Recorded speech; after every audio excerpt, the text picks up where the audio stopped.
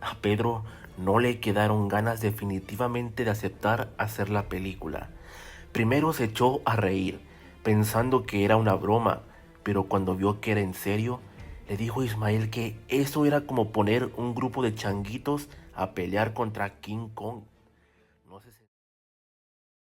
Uno de los objetivos de esta serie de videos, la que hemos llamado Lo que pocos saben del cine mexicano, es contarles a ustedes curiosidades e historias con la intención de que la próxima vez que vuelvan a ver alguna película no la vean de la misma manera.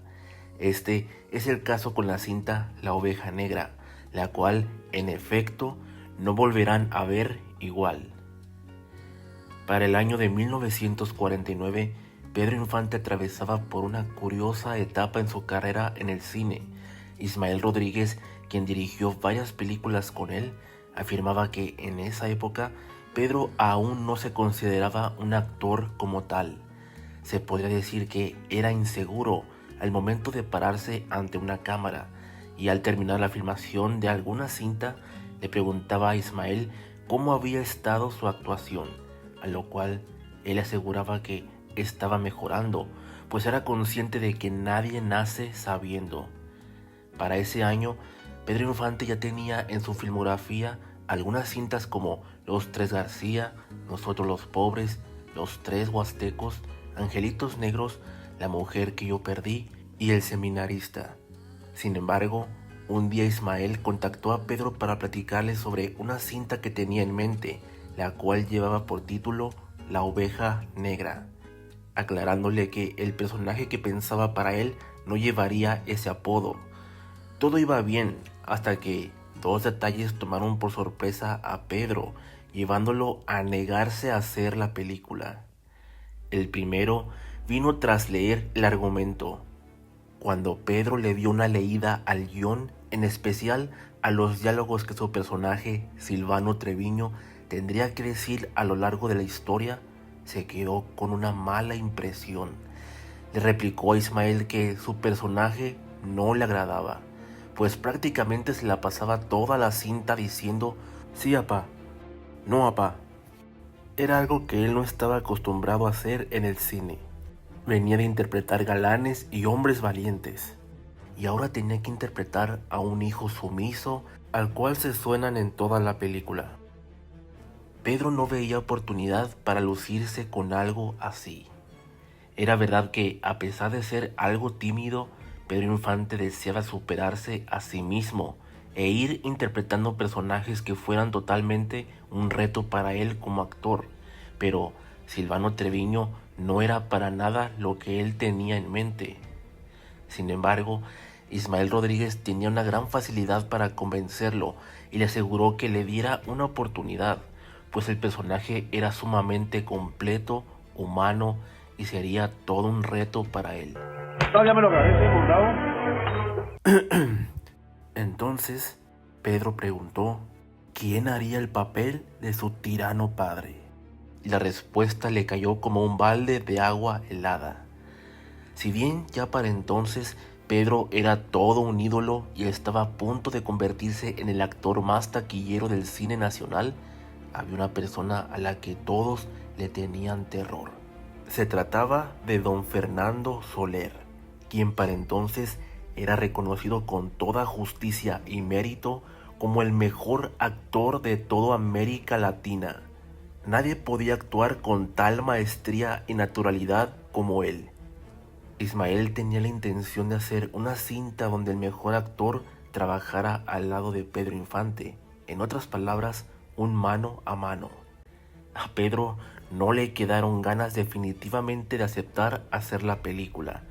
Primero se echó a reír, pensando que era una broma, pero cuando vio que era en serio, le dijo a Ismael que eso era como poner un grupo de changuitos a pelear contra King Kong. No se sentía a la altura para medirse con Fernando Soler. Era algo absurdo e imposible. El gran actor desaparecería a Pedro Infante en las escenas que hicieran juntos. Pedro le tenía terror a que la gente pensara que no sabía actuar cuando lo compararan con Fernando Soler.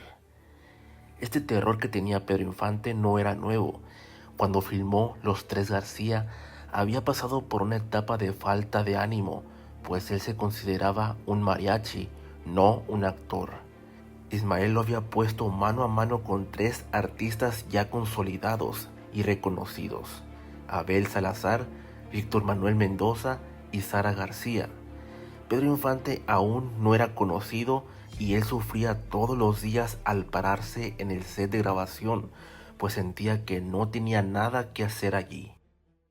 Como Ismael ya tenía experiencia trabajando con Pedro, le confesó que había descubierto en él algo que no todos los actores tienen, por más que Pedro considerara a don Fernando Soler como el mejor actor del mundo, y eso era el don de tener ángel ante la cámara y ante la gente.